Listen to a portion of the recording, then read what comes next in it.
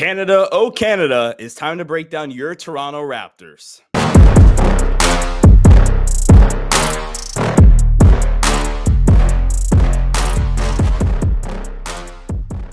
What's going on, everybody? Welcome back here to the channel. I'm Sean Davis, and welcome in to the reveal my number 25th ranked team in my NBA 2024 preseason power rankings. Make sure you guys hit that like button and subscribe here to the channel so you never miss a episode in this power ranking series and all the great content we have on the way. It's a very exciting time here on the channel, and I'm really excited here to dive into this team.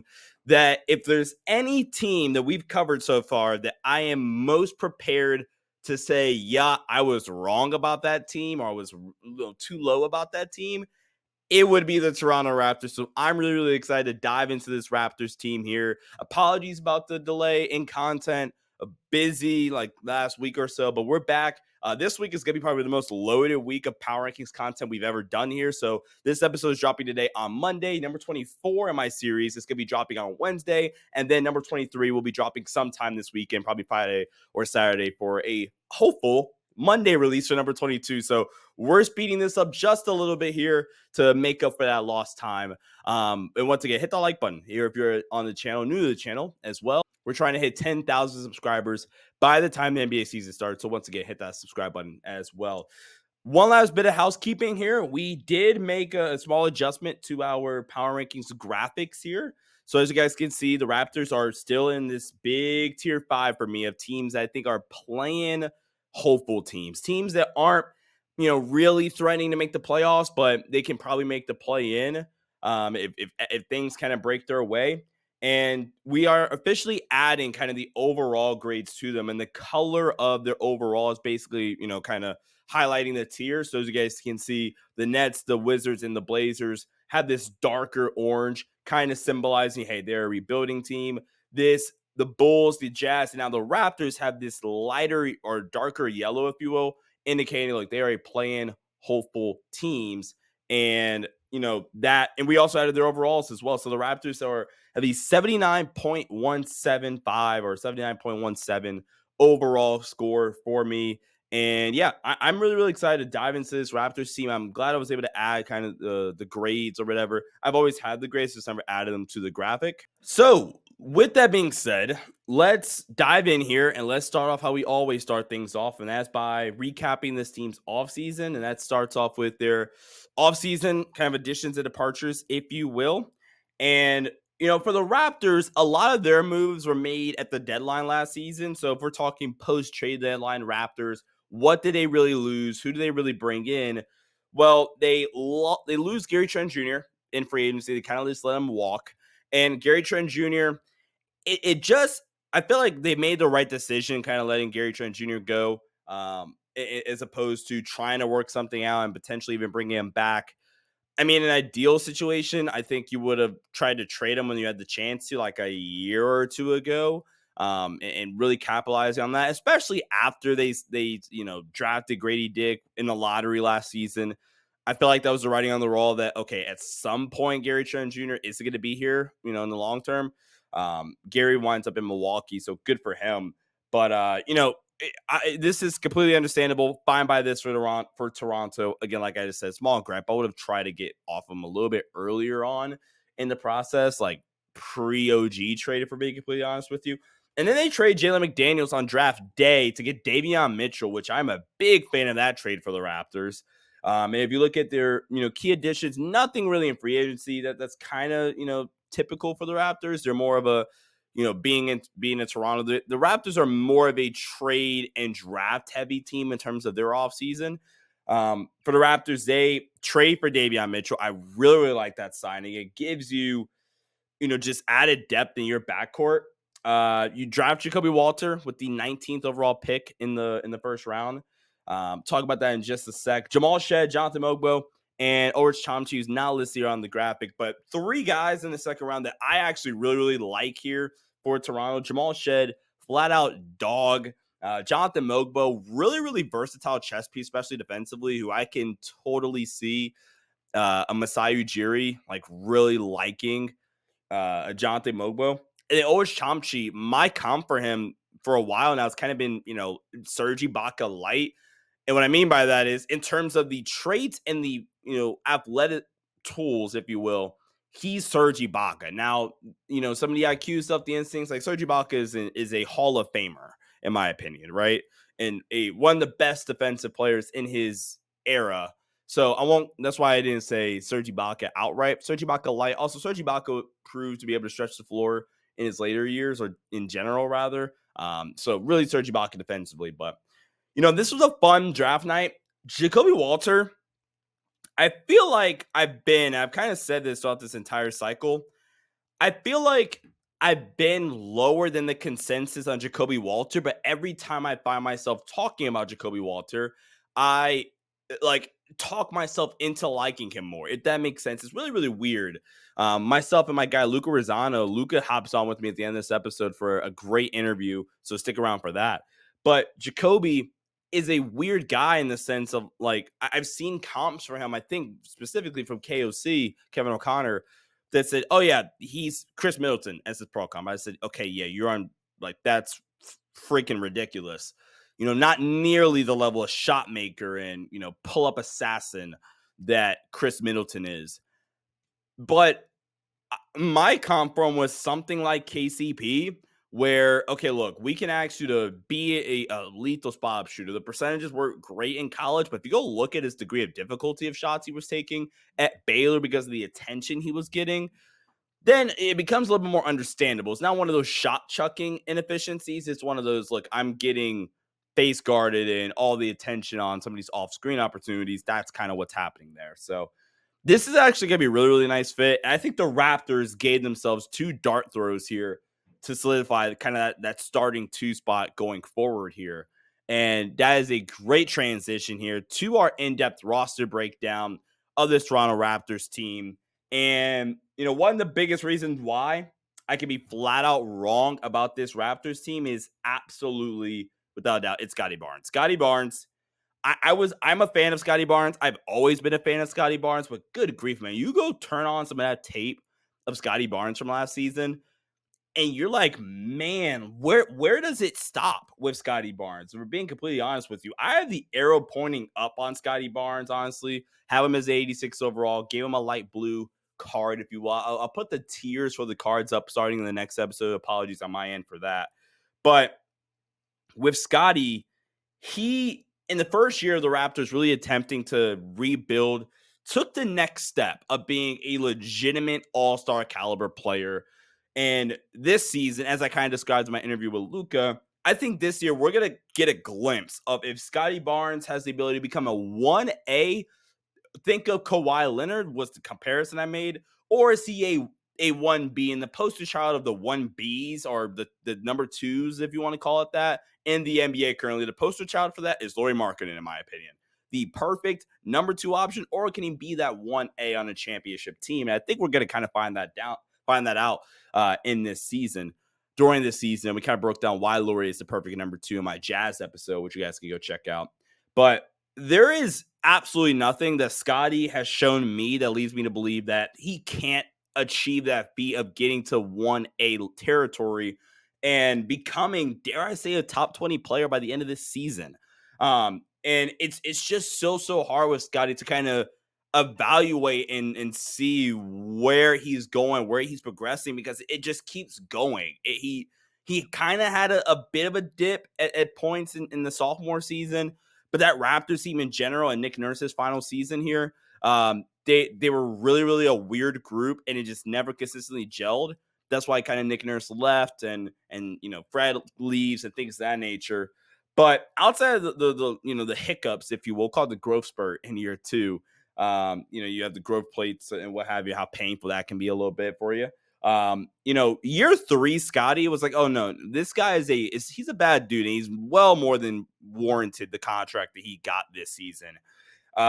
Scottie has a great ability as a downhitter driver, where he's able to combine his unique combination of speed to power, which very few players, especially at his size, have. And I mean, obviously, the number one player you think of is LeBron, where you have the ability to transfer that speed. The defender now is trying to race you and keep up with you, and then convert that to power and explode up and finish at the rim through contact, oftentimes, even. Scotty is great at that, and it's so fun to watch. And he has also developed into one of the better and, dare I say, underrated playmakers in the league, especially in his position group, if you will.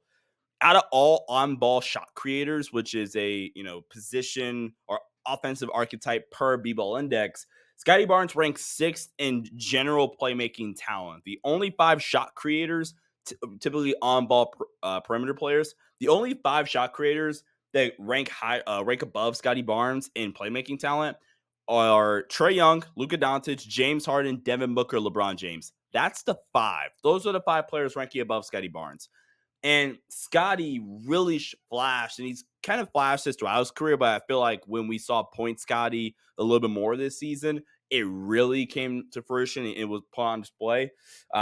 Scotty really, really has the ability to process doubles out of the post, where he is a really, really good post-up operator, can operate out of the pick and roll, and make reads at a pretty high level. He ranked in the 79th and 65th percentiles, respectively, and pick and roll and post-up scoring possessions per synergy, including pass outs.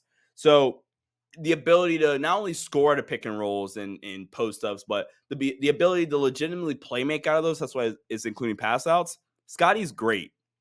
And Scotty's able to create advantages for his offense by the attention he gets. He's able to play make out of that, put the defense in rotation. And oftentimes, this is one of the best parts of this, Toronto Raptors offense last season. And he's only continued to grow confidence with his self-creation scoring ability on pull-up threes, pull-ups in general, and etc. His one-on-one, true ISO scoring and playmaking out of one-on-one scenarios is a work in progress. And I honestly just want to see a little bit more volume from Scotty. But if Scotty turns, like I said, if Scotty turns into a top 20 player, it truly wouldn't surprise me. And that right there is the biggest step to being, okay, Sean was an idiot for putting the Raptors at 25th in his power ranking series. But let's continue and let's talk about, two of the guys that the Raptors are hoping can take the next step in their development and help them surpass this ranking of 25th here. And that's going to start with Immanuel Quickley. And Immanuel Quickley is a very talented perimeter scorer with all the shake and craftiness in the world to create his own shot from the perimeter. Shot 38.5% on all self-created three-point attempts on pick and rolls and ISOs, while also being an equally great off-ball shooter, shooting over 40% on spot-up three-pointers last season. And Toronto did a really, really nice job as well of leaning into some of his off-screen upside. I will say that about Coach Darko Rajakovic, who I'm not the biggest fan of currently. I think some of the, personnel management, some of the defense at times, the offense can also at times be a bit of a drag, but, not going to overly crucify him. I think this could be an interesting year for Darko Rajakovic. But going back to Immanuel Quickley, like I said, Toronto really, really did a nice job of leaning into that. I love the move. I will give Darko that. These kind of came in and preached, and they've employed that, deployed that, whatever. The over-exaggeration. Look, we're going to move the ball. We're going to attack. We're going to shoot threes. And we're going to have some of this off-screen, creative off-screen stuff. And that's where Immanuel Quickley is super fun at. He's super, super fun in that regard. He can also get into the lane, get crafty. Plays with some solid pace as well, which helps him get to his floater, which he loves to take the floater, kind of has small guard syndrome, if you will, where a lot of the small guards in the league take a lot of floaters. But the reason why I'm not all the way sold on Immanuel Quickley's ability to take that, if you will, Tyrese Maxey level leap. It sucks that Tyrese Maxey's become kind of the poster boy of guard breakouts. But the reason why I'm not sold on that is because I'm not sold on Quickley's ability to be a lead playmaker. I'm not sold on his ability to be one of the lead scorers as well, because, and while you say he's a good scorer, don't get me wrong, he is a D'Angelo Russell-esque scorer. What I mean by that, I don't mean that as shade necessarily, but D'Angelo Russell perfect example. I think that's a great comparison, actually, because D'Angelo Russell is a flamethrower as a shooter. And by the way, I'm only talking about as a scorer, right? Because I think D'Lo is actually superior as a playmaker by a good amount. D'Lo flamethrower as a shooter, good mid-range shooter, actually a better mid-range shooter than Emmanuel Quickly. Both like their floaters a little bit, but the biggest thing is they're over-reliant as hell on the three-pointer or the jumper in general. And you kind of neutralize that. And it's, what are we doing? They're both really bad field. D'Lo's not a terrible finisher. D'Lo just can't get to the rim or shit. Emmanuel Quickly is not a good finisher and can't really consistently get to the rim.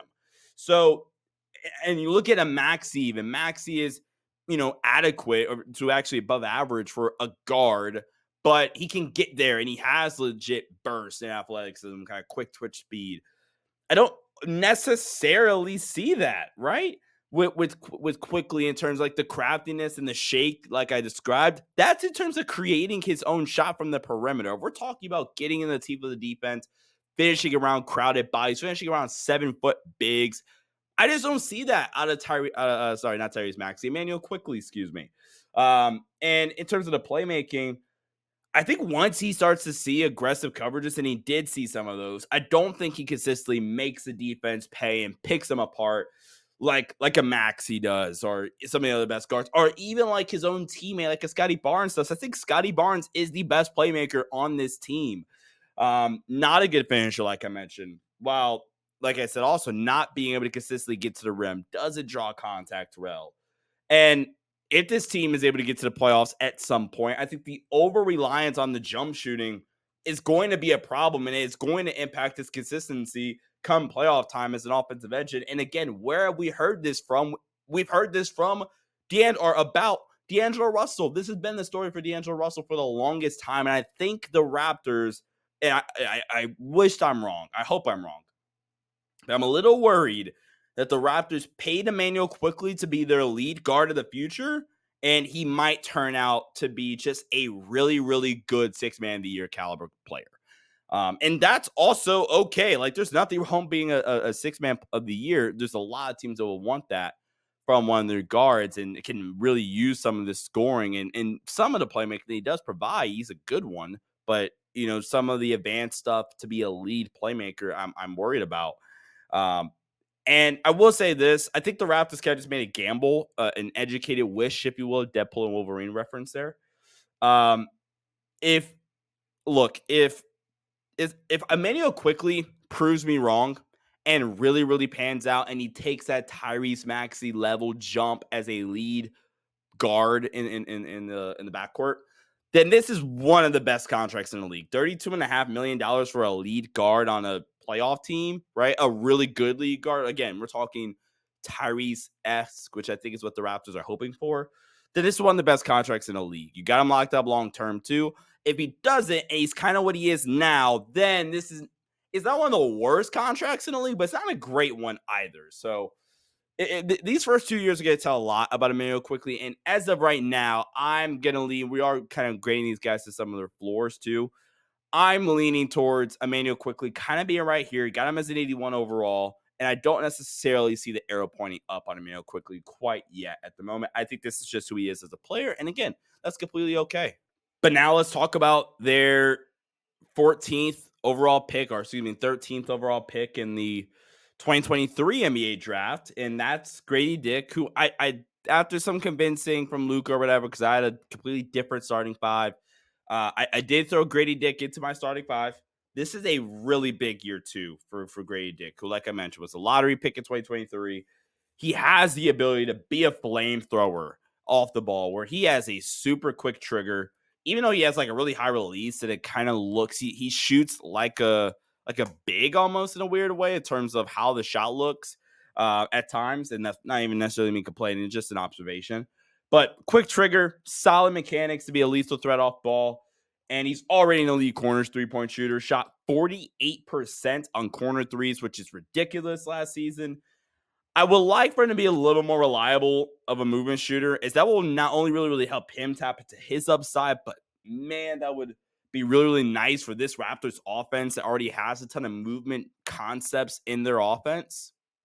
And last season, Grady Dick only shot 23.5% on movement threes. Like, that's just not going to cut it. Movement threes, including dribble handoff threes and, off screen threes, only shot 23.5%. Not something to be overly concerned about. Like, he is a in general elite 3-point shooter. He didn't shoot incredibly well on off-screen threes or movement threes at Kansas. They didn't tap into it a ton at Kansas either. But he's a really, really smoother without the ball with his hands. Great IQ, awareness, and timing.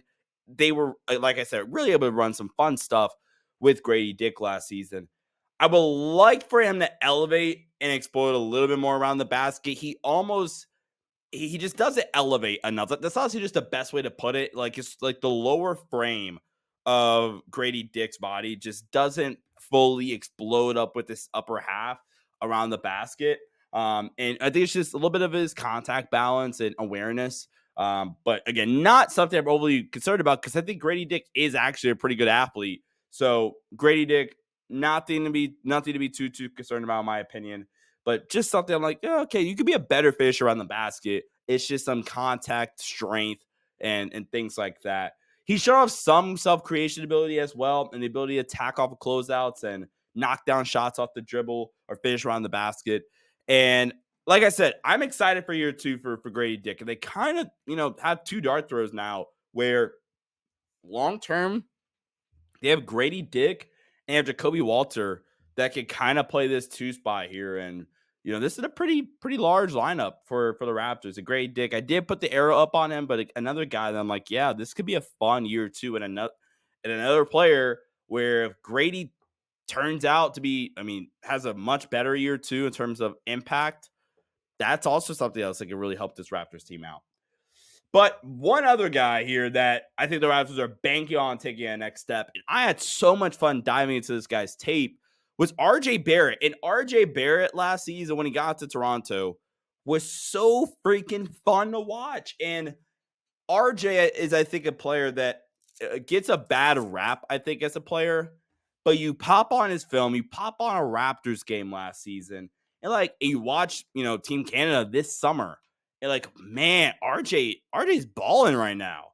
And this is coming off a career year and summer, if you want to call it that, for RJ. And it finally feels like RJ Barrett coming into his age 24 season is starting to figure it out. He's been in the league now. I want to say this is he's entering year 6, if I recall correctly.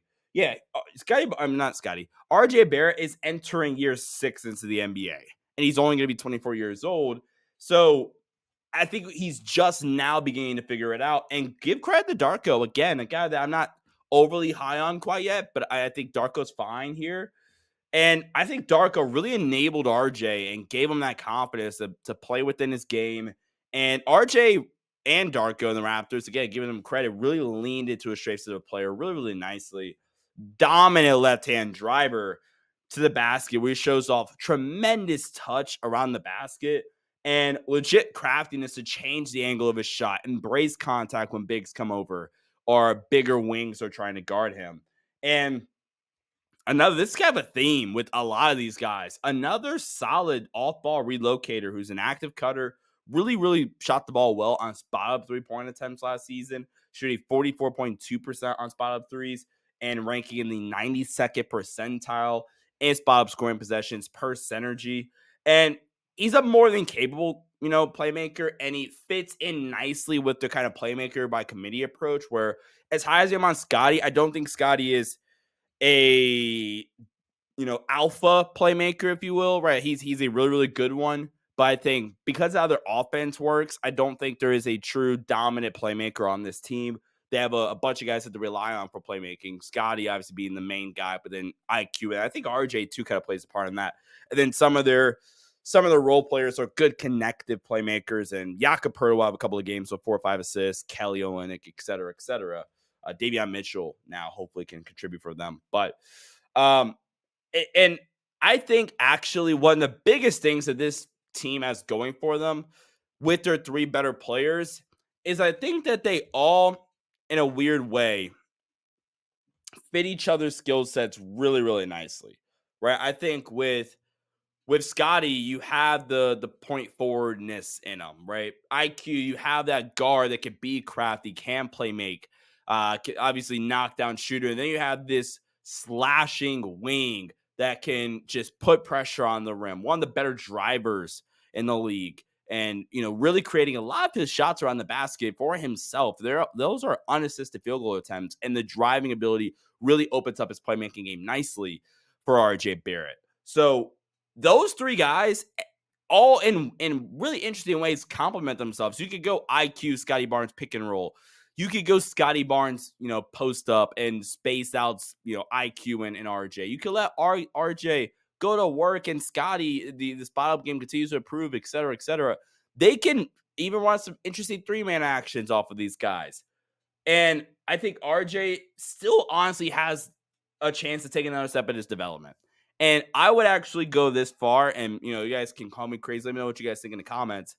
I would bet if I had to pick a player that I think is more likely to take that next step, I'm more actually confident in RJ taking the next step than I am in Emmanuel Quickly. And again, I don't know where I'm at on that compared to like Raptors Nation or Raptors fans. So you guys again, let me know in the comments. But that's where I'm at with this Raptors team. I think they're good. I think they have a solid 3 guys, but I think they all need to take another step. And outside of Scotty, between IQ and RJ, I'm more confident in it being RJ. I need him to be a little bit more reliable of a self-created shot maker, like from the perimeter, and really trust the mid-range game and develop that in-between game just a little bit more. And honestly, this is going to sound lazy as hell, but just be more consistent. That's kind of always been the thing with RJ Barrett. It's like, oh, cool, we have a really damn good 3-week stretch, and then RJ Barrett disappears. Like, no, let's have a consistent RJ Barrett stretch and a consistent season of RJ Barrett playing at the level he was playing last season. And then Scotty Barnes takes that next step. Emmanuel Quickly can be the exact same player, and as long as RJ is consistent, that's your number 2 option. Scotty takes that next step, and we're not talking playing. This team can be a dark horse pick to make the playoffs if some of these things go correctly. But like I said, you got to rank them at their floor a little bit, and yeah. And then last starter is Jakob Poeltl. In 2024, Jakob Poeltl is just a fine big. Like he's, I'm trying to think. I don't know if there's a more slightly above average center in the league than Jakob Poeltl. He's a quality starting center. There's worse. There's a lot better, but you could do worse than Jakob Poeltl for sure. And he has some qualities that make him a fit for a lot of NBA teams, and including the Raptors. But at times, and this is why actually he's never played more than 28 minutes a game, is along with a mixture of some other stuff. Your last season, he averaged 3 fouls per game too, so that also played a little bit of a contributor to it. And he also has to stay healthy. He only played 50 games last season. But Jakob Poeltl last season, or really just in general, I think, while he is a really, really, really good screen setter. I love his screen setting ability. It's legitimately fun watching Jakob Poeltl set screens, and they utilize his screen setting ability to open up some of their offensive concepts and actions for them. Really good play finisher around the basket with some solid footwork to maneuver around the opposing player. And Emmanuel Quickly and Jakob Poeltl started to build some solid chemistry together. Him and Scotty also have some all right chemistry. He's a more than capable short roll playmaker and delay 5-out type of playmaker as well, where he can make the appropriate reads, kind of just advance the possessions or whatever. But he's a weird fit because you look at this team in terms of, what the defense is going to be worried about. The defense is kind of willing to live with, respectfully, as good as RJ shot on spot up threes. They're willing to live with a Scotty Barnes and an RJ Barrett spot up 3, even though they shot the ball well on spot up 3s last season. The defense, you are willing to give that up. Jakob Poeltl being on the floor with those guys at the same time, it makes the fit a bit weird because, yes, he is a really good screen setter. Yes, he is a good play finisher. If he's on the floor, that's just really going to clog the lane up, I think, for them offensively. And that's why, Darko in general, I think, loves Kelly Olynyk. But that's why Kelly Olynyk is a honestly much cleaner fit, for this Raptors team more often than not, I think. And again, that's nothing against Jakob. I think he's fine. I think defensively he's actually pretty good, and that's probably why they're leaving him in the starting lineup for right now, because I think this team desperately needs his rim protecting ability. But yeah, like last season they only gave up 110.1 points per possession in a lineup with quickly Trent, Barrett, Scotty, and Jakob. So, you know, I think this team, I don't know how much longer. I'll just say that. I don't know how much longer necessarily we're going to see Jakob Poeltl kind of stick around. And, while they run some fun stuff offensively, they were really, really bad in terms of, you know, points per 100 possessions, 112.7. Just not really getting the job done there. So, and if you look at through the ratio of the entire season, the Raptors were seventh worst in offensive rating. So, I think Jakob Poeltl is just a really weird fit here in Toronto, and a guy that I don't really see being here long term. One last thing before we move on to this bench. Jakob Poeltl is a really, really good offensive rebounder. That's something that I think this team really, really needs, as they were not a good offensive rebounding team last season. But moving on to the bench, got Bruce Brown. Bruce Brown is a guy that got a massive contract after the Nuggets 2023 NBA championship. And it's safe to say that was a bit of an overpay. And I think the Pacers, overreacted, if you will. And maybe overreacted is, me underselling it. But I think Bruce Brown still has a role here. He is going to contribute to the playmaking by committee kind of role here that I think they're going for here in Toronto. I think really what Bruce Brown, what they need is they need Bruce Brown to return back to forming on the defensive end, and how they deploy Bruce Brown is going to be important. Granted, for Bruce Brown in Denver, they had a lot of really solid defensive pieces that they were able to throw around Bruce. However, last season, Bruce Brown he did not shoot the ball really, really well. He only shot 29.8% on catch and shoot threes. Whereas if you go back to the championship season for Bruce Brown, he was really, really incredible for them. He shot 37.4% on catch and shoot threes that season, and really graded out nicely as a 3-point shot creator. So Bruce Brown, solid player here that, Toronto, I think it's actually a really, really good piece for them currently. And I think that Bruce Brown at some point, the Raptors are probably gonna be able to get some solid compensation for a guy like Bruce Brown. And they bring in Davion Mitchell as well, who is he's a pest defensively, truly, I think. Especially in a spot like this in Toronto. But with Davion Mitchell, the offensive game just hasn't been consistent. And he's just not a good finisher around the basket. Not that he's a bad finisher. He just doesn't really get there enough. And the shooting just hasn't always been consistent. If he is this consistent 37% three-point shooter on spot up looks, then okay, sure. I think he could serve a role. He's a fine playmaker. They bring in Jamal Shed, though, for more, security, if you will, for amongst their backup room. And I really, really like the Jamal Shed get. He's a dog. I think he, absolute warrior and leader. You saw the difference in that Houston Cougars team last season when Jamal Shed was playing, when Jamal Shed wasn't playing. And, I'm putting the kind of the eyes emoji on him. I think if Jamal Shed plays this season, it wouldn't really surprise me. And I think Jamal Shed can kind of surpass this ranking that I'm giving him here. They also draft Jonathan Mogbo, really versatile piece that is a good screener, good short roll playmaker, has some slashing ability as well. He's super, super fun.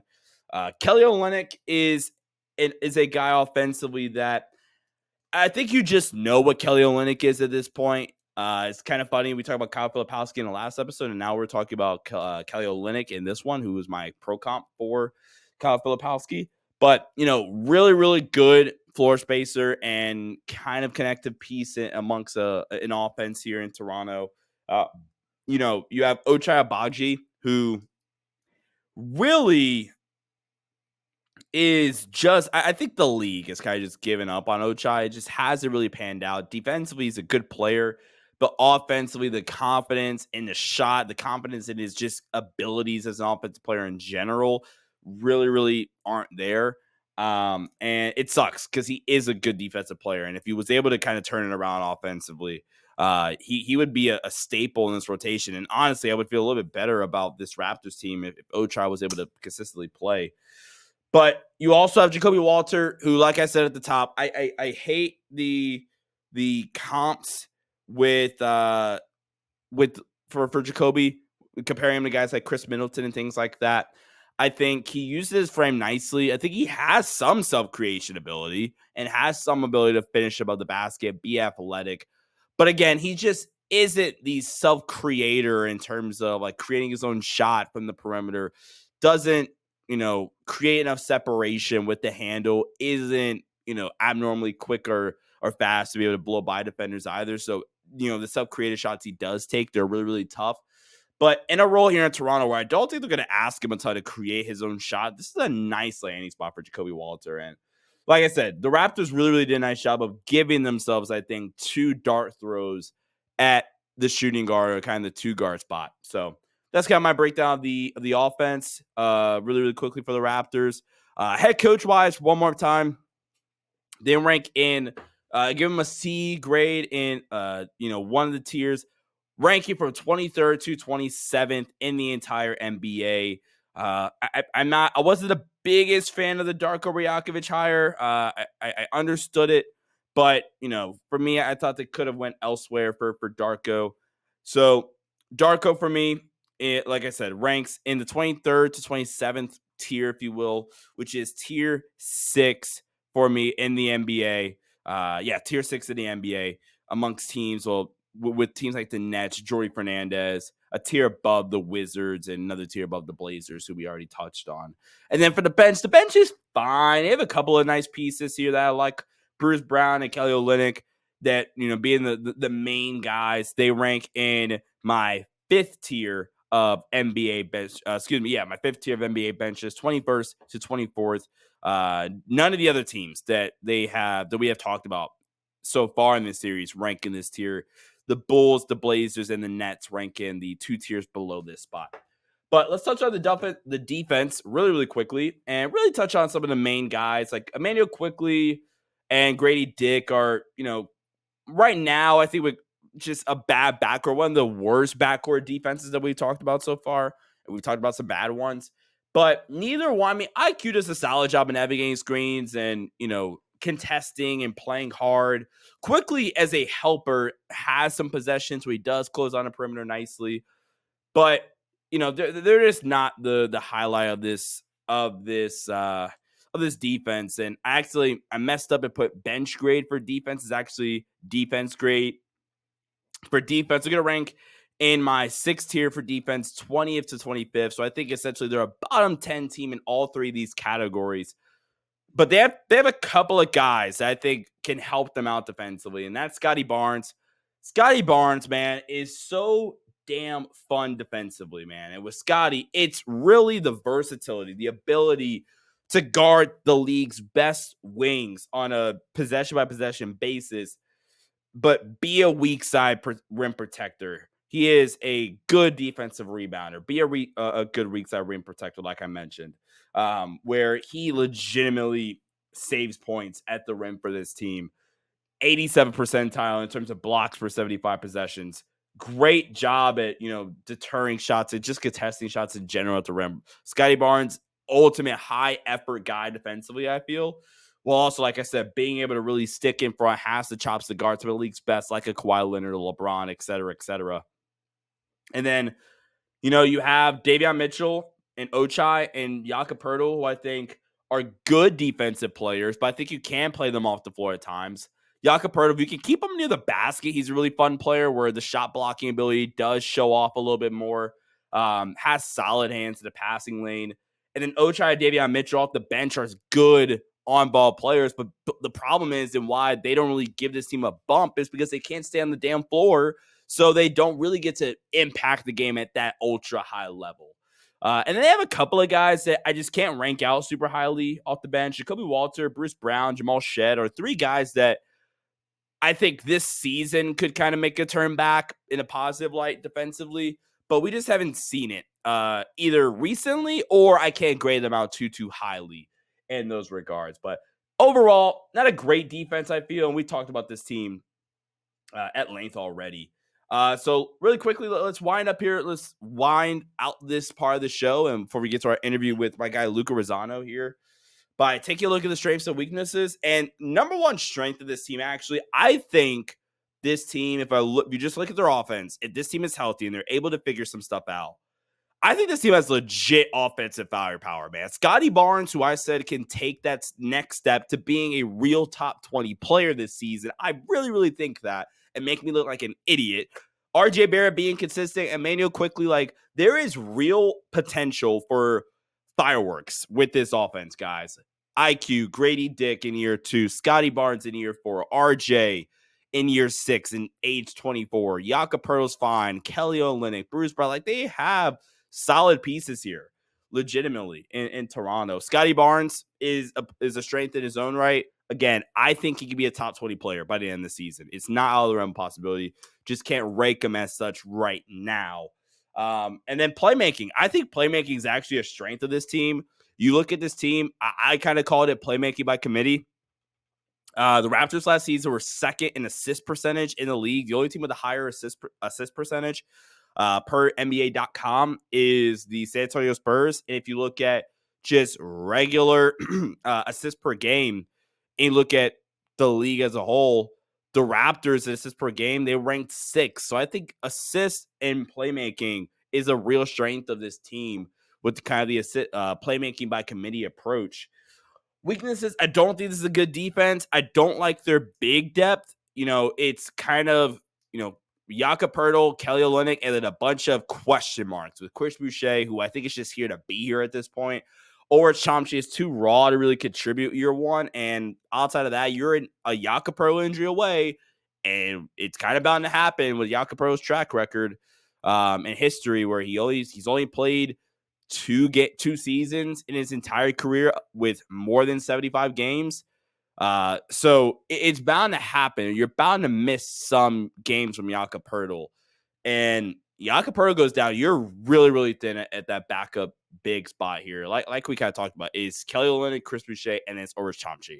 So in terms of playable bigs, I don't really see it. And this team is really, really volatile, I think. And, that's kind of a weird weakness to throw in here. And, offensive rebounds isn't a good offensive rebounding team.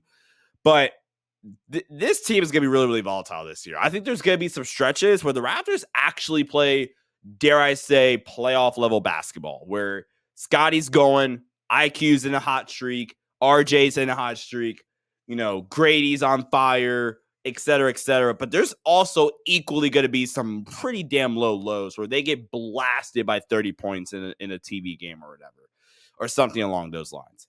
So this Raptors team is incredibly volatile. And I think that's also a legitimate weakness for this Raptors team. But the Raptors, like I mentioned, they're going to come in ranking 25th in my power ranking series.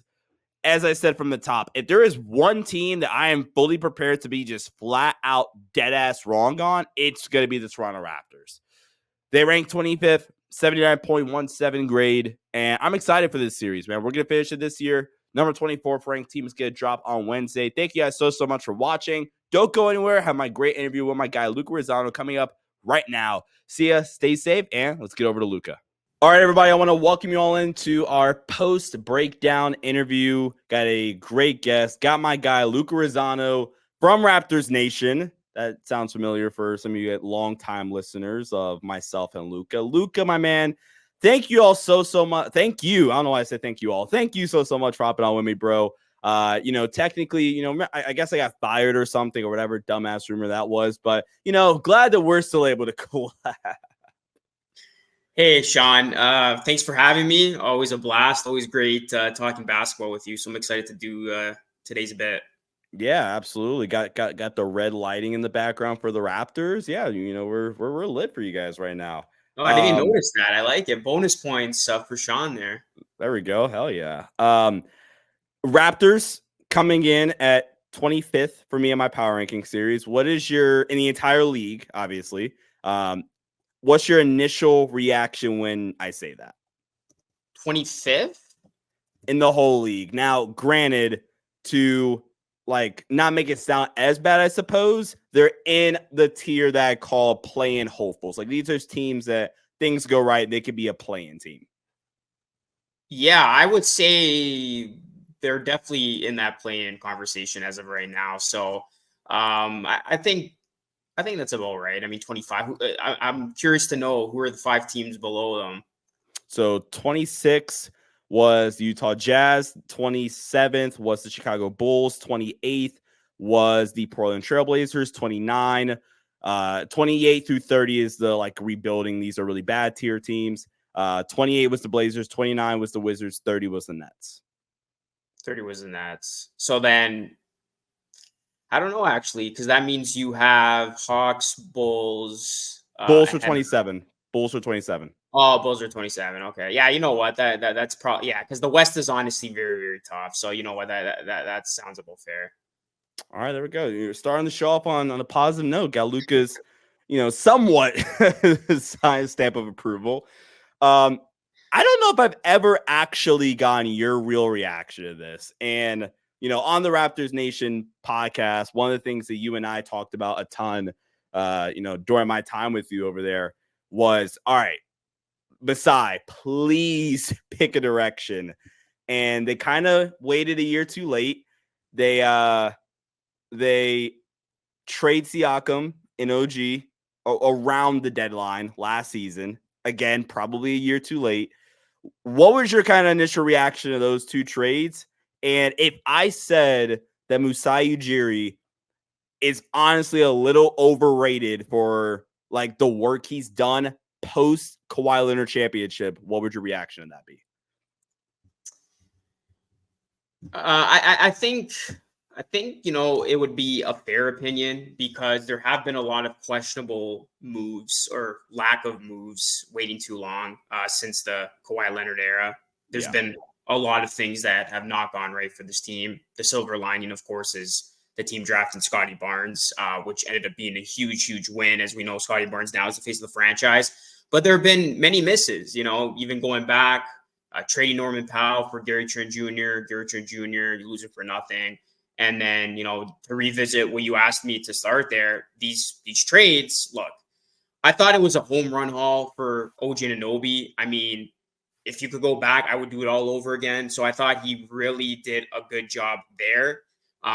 Getting obviously RJ Barrett, Emmanuel Quickly, these are now going to be a part of your young core along with Scotty Barnes. And I think this is, going to be an exciting young core for the Raptors moving forward. So that was just, he aced that trade. Obviously, OG Anunoby, impactful player. He's going to help the Knicks. It's a rare win-win, and it's good to see both sides benefit from it. So that was just a job well done. The Pascal Siakam trade, definitely underwhelming haul. It's going to come down to the picks. Basically, the pick of 2026. You're hoping that becomes a star because really at face value here, Jacoby Walter, hopefully he can pan out. But then they trade the other first-round pick to get Abaji. Abaji hasn't looked good. And then just like the player compensation in that. I mean, Laura, he's playing in Turkey.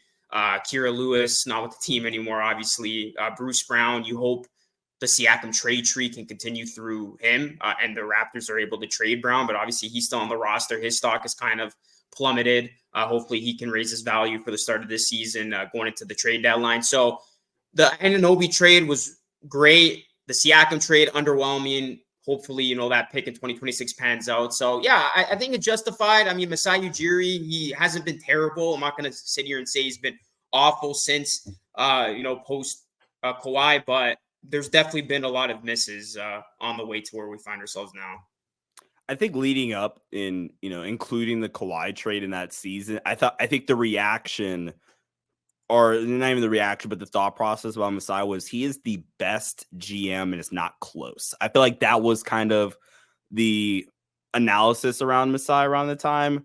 And now, granted, a decent amount of time has spanned. You're 5 years almost removed, if not exactly. Yeah, I think you're exactly 5 now removed from that title team. It's like, okay, he's still like top 12 GM or whatever, but I think there has been a step off for sure. But speaking of the draft and some selections, Jacoby Walter, taken with the 19th pick in the first round.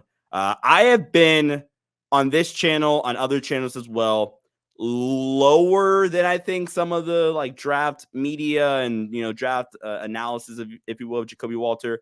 What's your reaction on draft night, and what do you think his upside is as a player? Yeah, I think the board, the way things fell, the Raptors, making the selection, I thought it was a good one. My ideal selection for the Raptors was Khalil Ware, pardon me. Obviously, Wasn't he got, Edie? sorry? It Wasn't was not, Edie? no, it wasn't Edie. No, no, no. I was not on the Edie bandwagon. Let me just throw that out there. I mean, I said that I would take Edie if he fell to 31. There's no way he was going to fall Oh to 30. yeah, you did say that. I remember. I Um, remember. I but remember you Khalil had like a Ware, draft video of like you guys getting Edie at 31 and like a really good guard at 19. I had a text like, all right, brother, that's not happening. yeah, obviously as we got closer to the draft, I knew Edie wasn't going to fall, but I was surprised that he went as high as he did. But Sure. anyways, kind of how the board went. Jacoby Walter made a ton of sense. Where was my guy? He got taken. He looks like already he's gonna be a stud for Miami. That's a team that can do no wrong when it comes to drafting studs. But you look at Jacoby Walter, he's gonna have a lot of opportunities here to prove himself. He's not gonna start, but he's gonna get minutes from off the bench. Gonna be Grady Dick's backup replacement, and he's gonna have an opportunity here to be a big piece of the offense. And I think that's the part that Raptors fans are looking at. Can Jacoby Walter put it together offensively, be consistent, be able to live up to that elite scorer title that he had coming out of college, being able to be more of a relied upon shooter and not a streaky shooter. I thought the defense was nice, from what we've seen so far. Summer league going back to college, I think he does have that a part of his game. I think he is a dog in that respect. He's got the high motor. He's got that winning mentality. I did like his game a lot at Baylor, just contributing to winning as a whole. So I think he does have the tools, but again, it's going to come down to, can he be a consistent scorer? Is he going to be able to be, a good 3-point shooter? And I think his ceiling with this team is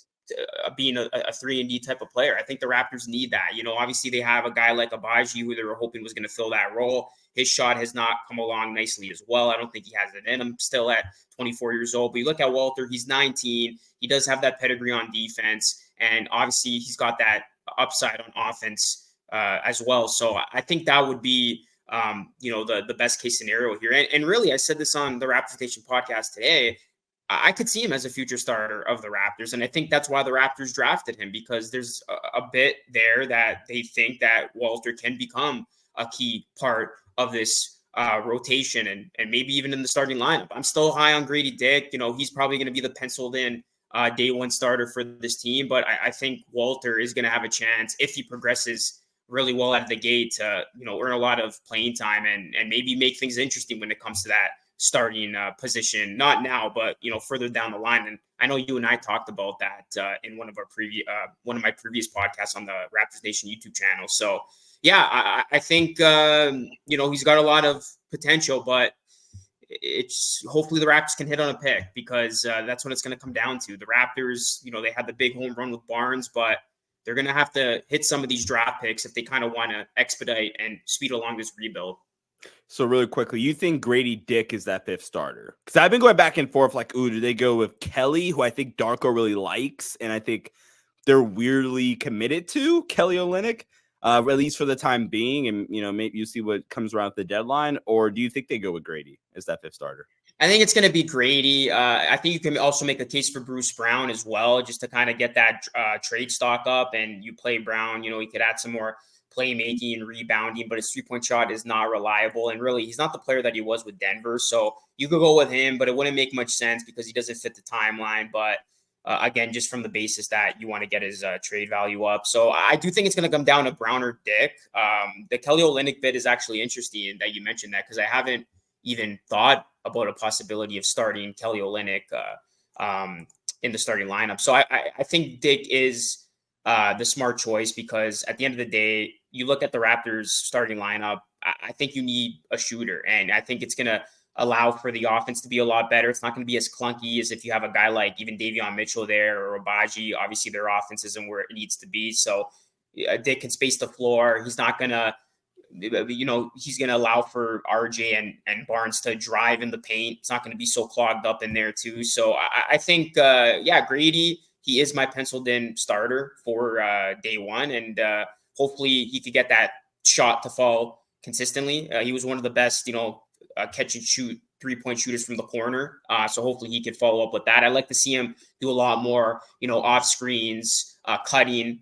We saw a little bit of that in summer league, and do more with his offensive repertoire of just being a straight up, catch and shoot shooter. So I do want to see Grady start and be given that opportunity and really see what he can do in his second season here and what Darko called year one of this rebuild. So, you bring up a guy that is one of the ones that has hurt me the most in terms of kind of my draft opinion on him and how he's panned out. And that's easily Ochai Agbaji. What the hell has gone wrong with Ochai? And I talked about this in the Jazz episode, and I talked about it in this episode too, because they're back to back and they're both teams have kind of, went through the Ochai experience. Yeah, I think it's gone so bad to the point where it's like, dog, I think the league might just be like, you know what, we're good. Because he didn't even look good in summer leagues. Like, what are your opinions just gone wrong with Ochai? Yeah, I mean, it's gotten to a point now where it's like you can, like, let alone, like, don't even talk about starting lineup. Yeah, like, I don't even see him in this rotation if he continues to not be, like, not show any flashes with his offensive game. You look at Agbaji, you can't knock him defensively.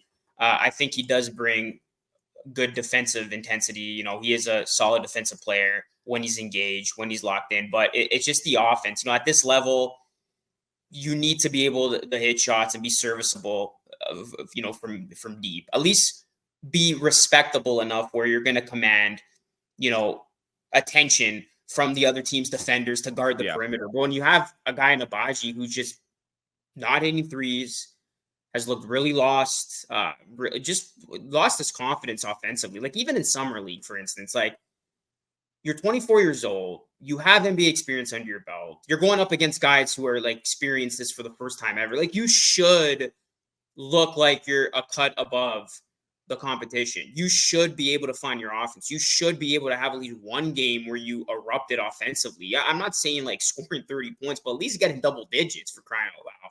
And Agbaji, it just looked like he was invisible on offense. He didn't want the ball. And when he did have his opportunities, the shot didn't look good. It wasn't falling. And really, it's hard to imagine him being a key part of this rotation if that three ball is not going to fall. Because, you thought best case scenario, he could maybe become that 3-and-D type player. But the lack of offense has just been concerning at this level. We're not talking about a rookie. We're not talking about somebody who's going into the second season like Grady Dick. We're talking about a guy who's now been in the NBA. I believe he's going into his third season. Again, 24. He'll be 25 at the end of next season. 25 at the end of the next season.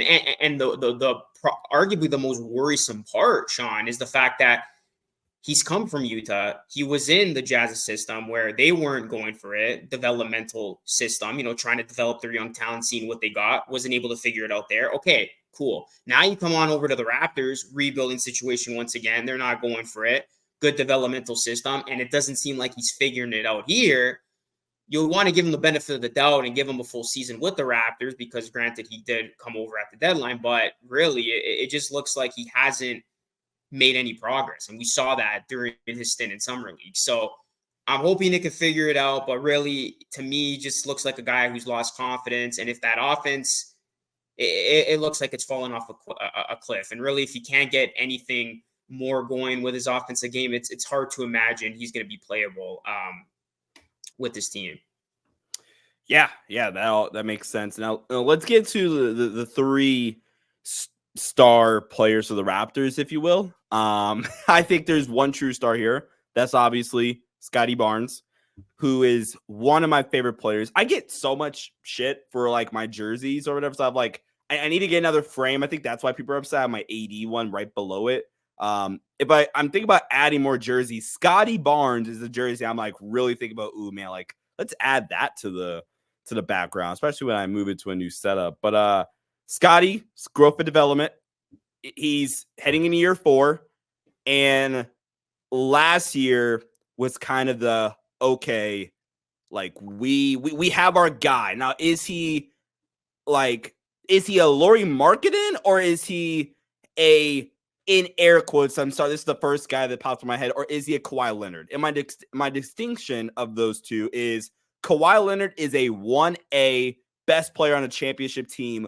Lauri is a really good complement to a best player on a championship team. So what are your thoughts on Scotty's growth and development heading in, and kind of just the expectations heading into year 4, along with some of the other stuff I mentioned? I think that's a really good way to put it. And really, as of right now, I don't know if Barnes can be that 1A. Now, does he have it in him? Absolutely. I think he does. I think it's still early to kind of cap him off as a 1B and say, okay, he's Lauri Markkanen, but he's never going to aspire to be like a Kawhi Leonard, a guy that can lead the team. But I'm not ready to say he is right now. He still has to show us that in his game. But that being said, I mean, he did lead the Raptors in all the major categories. Before RJ and quickly came to town, he had that it factor erupting for some mega performances. You know, the one matchup against Wemby against San Antonio comes to mind, where he essentially took over. He looked like a Kawhi Leonard in that game, giving us the thought as fans thinking, man, maybe this guy has it in him. But then we saw towards, I want to say, when the trade was made, when RJ, when quickly came in, maybe it was because he had another offensive weapon in RJ. We saw Scotty kind of revert more to being, passive, being more of a defensive anchor, and rightfully so. You just lose OG. He's got to do more defensively. And I think that was part of it, because he had to do more defensively. It kind of took away from his offensive game, and he looked to be more of like that, point forward, getting everybody involved and stuffing the stat sheet versus, okay, like, I'm going to take over this game and show you that I'm a superstar. And I mean, really, if he's going to be that type of player, that's okay too, because you need a guy like that can influence the game in so many ways, and he's still able to go off. So I think with Scotty Barnes, it's a very unique situation, because I think right now, for sure, like, I would already put him in that category as a 1B, but I do think he has the potential where he could be a 1A. But we will see this season. I think it's going to be telling. Is this going to be the right formula where, you have Scotty with RJ? Can Scotty kind of rise above and be that alpha and be that 1A on this team, and RJ reverts to the 1B? Because you don't want to be in a situation where you're relying on RJ to be your go-to guy every single night. We saw RJ have a really good Olympic showing. Obviously, he's finding himself here with the Raptors, but you want Scotty to still have the wherewithal, like, this is my team. Like, yeah, Emmanuel Quickly, RJ Barrett, they're great. They're going to have their moments, but I'm the guy. And I really want to see that with Scotty. You saw all of his averages go up from year 2 to year 3. Want to continue to see that going into year 4.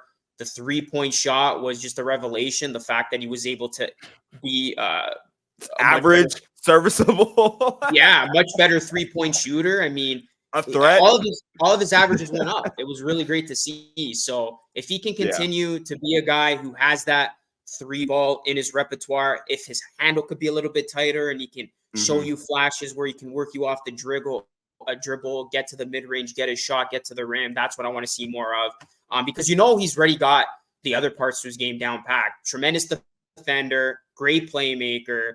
He's going to be your best, rebounder, just a guy who's able to get after it on the glass. Can he just be a consistent offensive threat where it's like, teams got to constantly watch out for this guy because he can drop 20, 30 like it's nobody's business. So Scotty, he did show a lot of good things, but I think it's going to be interesting to see how he's now integrated with RJ and Quickly, who, let's not forget, these guys are going to have big roles now with this Raptors team, because Emmanuel Quickly, first full season as a starter. RJ, you could tell he's confident. Much different role than the one he had in New York, where he's kind of that stand in the corner from 3 and hit your shots. He's had more of an offensive role, being the aggressor, getting downhill, getting to the basket. So I'm curious to see how it's all going to work. But I hope what doesn't get lost, like I said, is that Scotty, I want to still see him be the guy. It's great to see that, Draymond Green type of stat line, Sean, where he's got like all of the stats in the box score going for him. But I still want to see him be that Paolo Banchero type of player, if you will, who is going to be your go-to scorer every single night and has the ability to take over a game and has the ball in his hands late in games. He's your guy.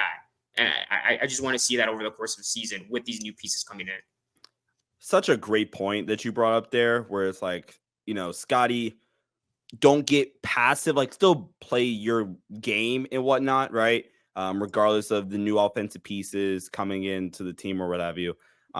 Scotty's also like a really, really weird player to try to like draw comparisons to around the league because there isn't this, just massive human being that is like a point forward that's a really this really, really good playmaker. First of all, there's not even a lot of true point forwards, but it's a really good playmaker, can be that lethal scorer, but that's also like not been this great 3-point shooter, but like an elite defense.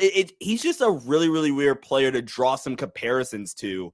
Because while you're going, I'm like, man, like, what's a guy? Because I don't want to say Kawhi. Kawhi was the guy that just popped into my head because I really, really like the comparison. Yeah. And I think the Raptors obviously are hoping that, Scotty is that level of player. And again, here's me with the comparisons or whatever. But I remember this would have been heading into the 2023 season, because this would have been Paolo's rookie year, right? I remember having a eerily similar feeling about Shai Gilgeous-Alexander heading into that year, where it's like, okay, right now he's, as I currently call it, the Lauri Markkanen player. And I think Lauri Markkanen is just like legit a 1B. I don't think he's ever really going to hit that 1A. Yeah. But then SGA goes on to have that 2023 season. And now this season, we're like, oh shit, this guy's really, really good. Better than we already thought he was. And he's a top 5 player. I do like eerily have that feeling about Scotty heading into this year. It's like, okay. And like you said, it's going to be, all right, is he that type of player? Or is he this Lauri Markkanen player? And that is completely okay. You surround that Lauri Markkanen player with another dude, hell yeah, you're cooking. So it's an exciting point right now for the Raptors. And like you said, like he's the face of the franchise right now.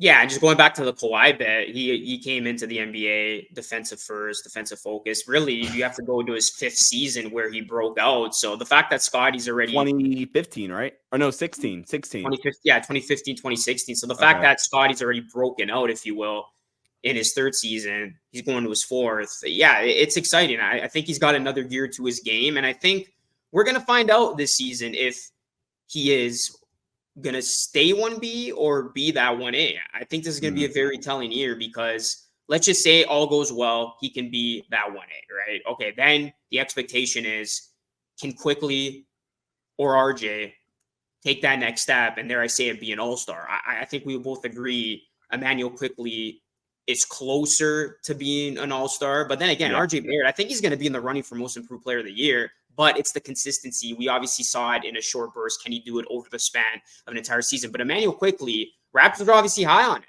They paid him what they did. They feel like he can be their Tyrese Maxey. They use that a ton. So it's like, if Quickley can become an all-star, which call me crazy, I think he has it in him. He's still super raw, super young. And then Scotty can really develop into that 1A, then the Raptors are cooking. And I think that's what they're banking on. I think when they made those signings, they basically unofficially said, like, these are our guys. We believe Scotty's that 1A. We believe Quickley's going to become our Maxey, our all-star. We'll figure out what happens with RJ. He's still under contract for the time being. But even if he can be the 3rd option on this team, the Raptors could be a lot of fun. And then you start to surround those guys. But you're going to get into a bad situation if Barnes kind of stays stagnant. Those 2 guys, particularly Quickley, doesn't get better. Then you find yourself in a hole. It's like, damn, now we might have to pivot again. But we'll be optimistic that things are going to go well and this trio's going to work. Did you see Deadpool and Wolverine? No, I haven't. Damn it! I was going to use a joke from the movie, but never mind. All right. Anyway, it was the educated guess then. From screw it, it's not a sport. It's an educated wish from the Raptors, and I think it's somewhat fair because, like you said, let's say Mac. And I think this is the point because I remember coming on Raptors Nation kind of having a similar point. Let's play optimism here, and Quickley is an all-star in 2 years. That's a really good contract all of a sudden with 30-ish, 35, maybe even $1 million for an all-star. Like, yeah, you mentioned that. No, it's a really good point. Okay. Like, I'll bite that bullet.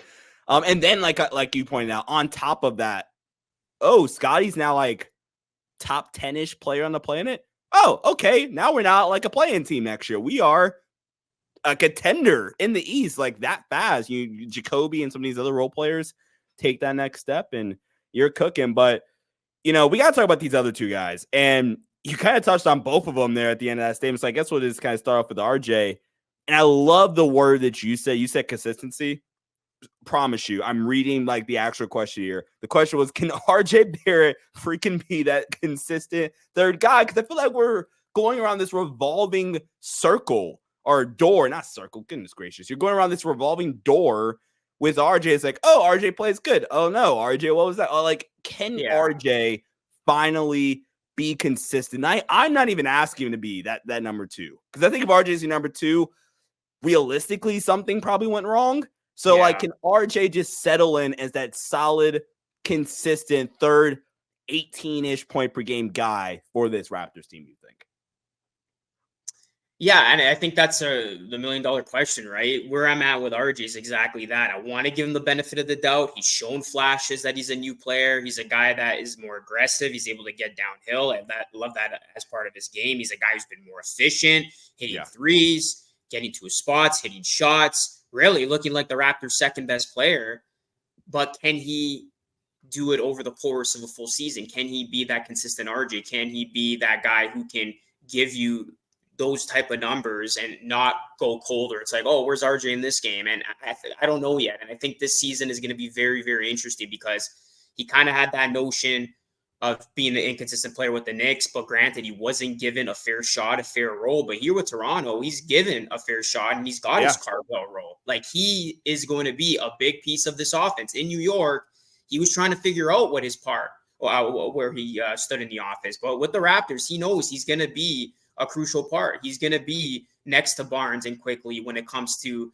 being key proponents of the offense. So because he has that wherewithal, he has that defined role coming into the season. Can he take it and can he run with it? Can RJ Barrett take that next step? Can we get the RJ Barrett we got with Team Canada with the Toronto Raptors? Because then if that happens, it's amazing.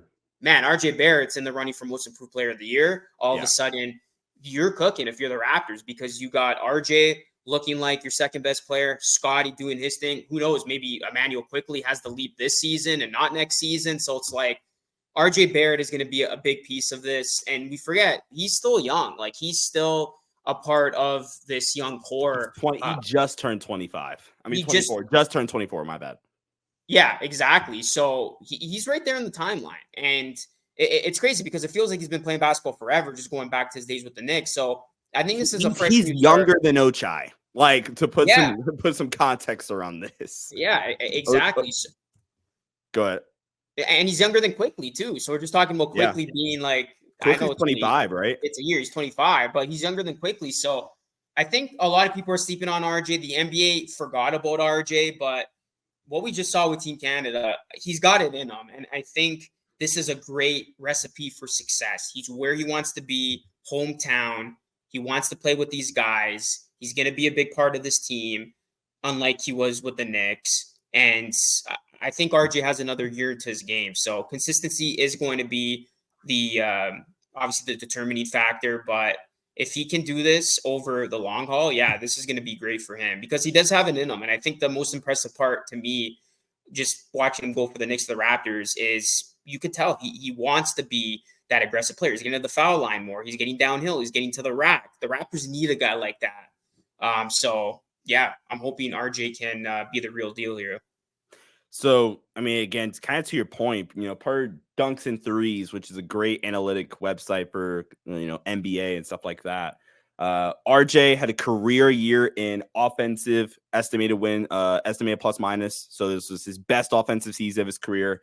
Had a career year in both true shooting and effective field goal percentage, a career year in rim field goal percentage, career year in mid-range field goal percentage. Had his second best year per their site, at least, and 3-point percentage, second best year. Only year better, his sophomore season. Had a career year in assist percentage. Like, RJ, I mean, the data says, he is trending up. And again, it's just consistency at this point, I think, with RJ. And if he's your number 3, but he's a consistent number 3, I think you feel pretty all right. think you feel pretty all right. Yeah, I mean, 32 games, 21.8 points, 39.2% from three, 55.3% from the field, 6.4 rebounds, 4.1 assists. Imagine that's over the course of 82 games. I mean, you're having a different conversation about RJ if Take you can that keep up 3-point those percentage numbers. up, But hopefully. Say tick up that yeah, 3-point yeah, percentage, hopefully. that would be.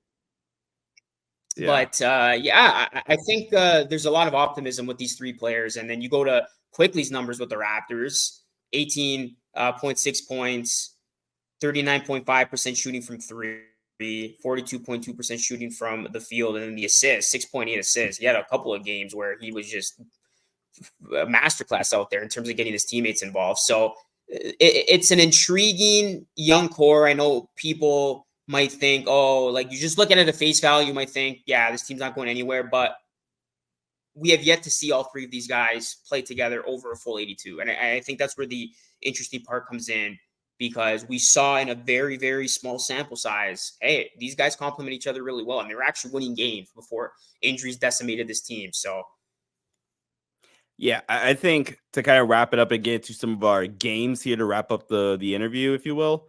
I think if it works out, I think it's gonna really work out to the point where I'm gonna look like an idiot for putting this team at 25. Like that's how much it's gonna work out. I think, and if it yeah. doesn't work out, I think I'll say this: this group, this trio, has a really high floor where they're not gonna completely bottom out and be outright awful. It's just gonna be more like, all right. This just isn't it, and let's pivot quickly and not wait 4 years, Masai Ujiri, to make the move. Yeah. And I think that's where your ranking comes in. It could be essentially boom or bust. We don't know at this point. It could be a matter of the Raptors surprising a lot of people and moving up the rankings, or much of what we saw last season. All it's going to take really is one key injury, knock on wood. Hopefully it doesn't happen. But if injuries start happening, this thing could fall apart as it did last season. But yeah, I think people who are doom and gloom need to be a little bit more optimistic. It's not a bad situation. I think the Raptors are going to surprise people. I think they do have some nice key pieces. And what I will say is this, though, I still do think they need another just, what do you want to call it? Just diamond type of talent. So whether that's going to come through a draft. Now, I'm not suggesting they Or whether it's because, Scotty just like taking another step. yeah, unless Scotty becomes Kawhi Leonard this season, then all this is irrelevant. But I look ahead to 2025, and it doesn't mean necessarily the Raptors have to tank, because really, this draft class coming up, even if you end up with 7 to 12, you can still get a really, really good player. So I think they're going to need another one of those. And I look at that's right. The pick conveyed last year, didn't it? So you guys are the trade is done, right? Yeah, so 2025, the Raptors have the pick, which is why a lot of people are suggesting to tank. But we saw this past season, or what the Pistons have gone through, tanking doesn't guarantee you success. But what I'm looking at in particular, Sean, is that center position. Now, I'm not saying that the Raptors are going to get Cooper Flag, but I haven't necessarily looked at this draft class. But if you can find another good front court player with promise, the Raptors need one of those, because you got Ulrich Chomchi, but he's 18 years old. He's years away. He's a work in progress. Like, a guy you should look at is like Colin Murray Boyles from South Carolina. Like, that's a guy I would love in Toronto. Like, I would have had a fringe lottery grade on him if he came out this year, and he went back, and he's gonna get better, I think. So yeah. There's the guys. Raptors. The Raptors need a good front court center. Koloko, we know what happened with him. There's a possibility he's back, but you can't bank on him. Like I said, Chomchi, you're hoping he can develop into something special, but he's years away. So I think the Raptors are going to have to add another prime prospect, a lottery prospect. And if it's a center, that would be absolutely great, because when you look at this team, they could use that right now. And the other part of it too is, can Grady, Jacoby Walter, can one of those guys take the lead here and say, hey, I'm going to be this team's starting shooting guard, and I'm legit. Yeah. This is what we talked about on my show. Can that happen? Because when you look at this team, you're giving Scotty, obviously, the benefit of the doubt, Emmanuel, RJ, but it's those two other positions. It's like, okay, do we have it here with Grady or Jacoby? And then the other part of it is, we need something at center, because Jakob Poeltl's the placeholder, and Kelly Olynyk's a veteran. He's just here to spread his wisdom, and you're not banking on Urs Chomche at 18 years old for the next little while. So that's what I look at here. But yeah, it does depend on leaps, because let's forget about the draft. If Scotty has another gear in his game, Emmanuel Quickley takes that leap, RJ is as consistent as he was last season, man, the Raptors, they're a top 8 team if that happens. I already have them as a play-in, and I'm not even banking on that. Like, as is, if the Raptors just play as they did last season, no injuries, I have them as a play-in team, 9 or 10. And that's largely due also to the East being bad. I want to make that clear. But the Raptors are a playing team. But if leaps happen and things go well, no injuries, I could see the Raptors really surprise people and get into that next year. But the safe bet would be, Raptors 9th or 10th playing. And I think you would agree to that. Yeah, and also, like, again, because 25th can sound really, really bad, and that's why I keep looking down at my phone, like looking at my spreadsheet or whatever. Feels guilty, guys. He's gonna text me. I should put the Raptors higher. Put the Raptors in the top 10 now. The gap between Toronto at 25 and my team at 21 is less than 0.7 overall points. So, like, the Raptors come in with a 79.17, and the team at 21 come in at a 79.88. So, like, got 21? I can't review it at 21 yet. We got to that episode. Oh, yeah. My bad. Luca wants you to spoil the whole damn series. No, I'm dumb. My bad. That's the whole premise of the show, duh. The whole premise of the series, right? But no, like, I think that goes to show you, like, again, now, granted, the gap, there's a pretty big gap, and that's where the tier is between 20 and 21. But that's because, like, top 20 are, like, legit playoff teams in my eyes, right? So I don't think the Raptors are incredibly off. Like I said, it's 5 spots is like a 0.7 point differential or whatever, right? So, like, there's a world where this team, like you said, like, really, really surprised some people. I want to play a quick game. We're gonna play buy or sell some trade rumors with 3 players. So essentially, I'm gonna throw out a player to you, Luca. You tell me if you buy or sell the possibility of this player being traded by the trade deadline. You ready? Sounds good. All right, first player. I think you knew I was going to hit him up at some point. Bruce Brown. Buy or sell that he gets traded? Absolutely buy. I'd be absolutely shocked if the deadline passes and he's still on this team. Masai passed up on trading an expiring contract again. Where have I seen this before? I know. Who knows, man? Seriously. Jakob Poeltl. We were both, I think, equally critical of the Jakob Poeltl trade when it happened. Do you think they turn around this trade deadline and say, you know what? We're going to... Something, I think this team have to be bad to do that, don't you think? Yeah, I was just about to say that. He's an interesting name because if things go horrible out of the gate, let's just say Raptors terribly just come out struggling, injuries, everything hits the fan. Sure. And they are in a position where it's like, damn, like, we should just bottom out because look at this 2025 draft class. Go get Ace Bailey. I do see the situation where you sell Poeltl. It would make sense. He's a veteran center. Contending teams could use him. So I would actually that's tough. If there was a middle option, I would press that. But I guess for the sake Let's go push. Then. Yeah, I would say push because really it's dependent on how the Raptors look in the first part of the season. Kelly Olynyk. My answer would be sell. I don't think they trade Kelly. I really think Darko likes Kelly. For some reason. I was gonna say sell because you need a veteran. You need Kelly is valuable because he is that voice in the locker room, and really you need a guy like that. You can't just have a whole bunch of young guys. So they really do like Kelly, and even if they're really really bad, it'll suck for Kelly, but he would be stuck with them in that mess. They're not getting rid of them. All right, let's wrap this up with some Raptor superlatives here. So we're gonna have some fun with this one. Or essentially just like some awards. Team MVP. I think we both know where this is going. Yeah, Scotty. This is going. Yeah, Scotty Barnes. Easy. Breakout player of the year. I'm gonna go actually with RJ. Okay. I know the popular pick is Emmanuel, but I think RJ. I think I liked a lot from what I saw with Team Canada. Got some extra reps in this summer. I think RJ is going to be in the running for most improved player. That's what my best case scenario for him. Defensive player of the year. Is that also Scotty? Yeah, it's Scotty. You're not going Jakob Poeltl. You're telling me that Emmanuel Quickley's defense doesn't move you? Davion Mitchell, no, it's Scotty. he's got to stay on the floor to be able Yeah. to. Which player has the most to prove next season? I'm gonna go with RJ again. Okay, I think you have a little bit of leeway with Emmanuel quickly. I think going into his sure. next season is gonna be huge. But I think RJ, just because the narratives are there with him, he's the inconsistent player. I think, and remember, he was labeled a toxic asset. Yeah, So he's got a lot to prove to himself and to people that he can be a bona fide stud on a young team like this. So I'm gonna go with RJ again. I completely agree with all your answers. I would take the cop out answer. You know what? Actually, I would change my breakout answer. I would go Grady Dick because I think I like that. I think Grady can really work with the stuff that Darko does. And like, okay, there were definitely ups and downs, but like he was a 19-year-old rookie on a bad team. Like, let's cut him some slack. Yeah, All he right. would be like if you like ask me like who's breaking out of the youngsters, I think that would be a popular answer for sure. Grady. Like Uh, they're really really youngsters. You're really young. yeah. You can't say youngsters with this team. You know, 90% of the team is Yeah, 25 and under. yeah. All right, last one.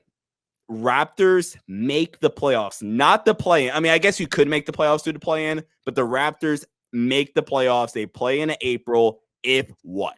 Finish the sentence. The Raptors make the playoffs if what? Yep. If they stay healthy, Scotty Barnes has another gear in his game, and Quickly and RJ get a little bit better each. Some high expectations for Scotty. We compared him to, year 4 SGA and Kawhi Leonard on this podcast. That's surely going to be the takeaway. Yeah, Scotty's got super high expectations. It's going to be tough, though, because I'm just pulling up the standings now. There's a huge drop off. Like the top 8 is pretty much already locked, I would say. But I say 9, the top 10, like 7 because I think there's like and I mean clearly like the Raptors technically come in for me 12th, but like those last 5 teams or whatever, I think like Toronto, Charlotte, Atlanta, Detroit, who I like clearly by not revealing them yet.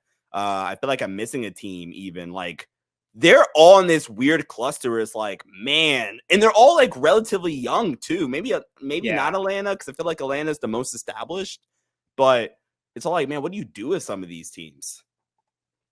Yeah, it's going to be crazy. I think the East is going to be better this season, and it'll be tough to get into the top 8, but 9 and 10, I mean, going to be Have at open it. for sure. Yeah. It's going to be open. Well, Luca, my friend, thank you so much for hopping on with me. Please tell the great people where they can find your fantastic work. Luca's my guy. I always love chopping it up with Luca. Please tell the people where they can find your great stuff at, bro. Appreciate it, Sean, as always. And yeah, you guys can check out the Raptors Nation YouTube channel, podcast videos every single day. And also you can check out my main channel where I just cover general NBA stuff. Just my name, Luca Rosano, and follow me on X, Luca Rosano 3. Make sure I include those links in the description below. Luca, my friend, thank you as always, bro. Hopefully, when we do this time next season, the Raptors are not 25th. Yeah, let's see if they can make a leap as a whole and get into at least your top 20. Yeah. Only a small upgrade there is all we're asking for. But guys, thank you all so much for tuning in to this breakdown. My number 25th ranked Toronto Raptors. Make sure you guys hit the like button and subscribe to the channel. Till next, everybody. See ya, stay safe, and peace out.